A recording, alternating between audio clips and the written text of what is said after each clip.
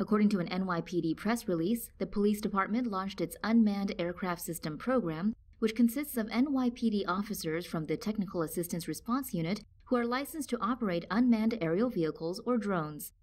The program will operate a total of 14 drones, which include 11 small quadcopters for tactical operations, 2 large weather-resistant drones, and 1 drone for training purposes.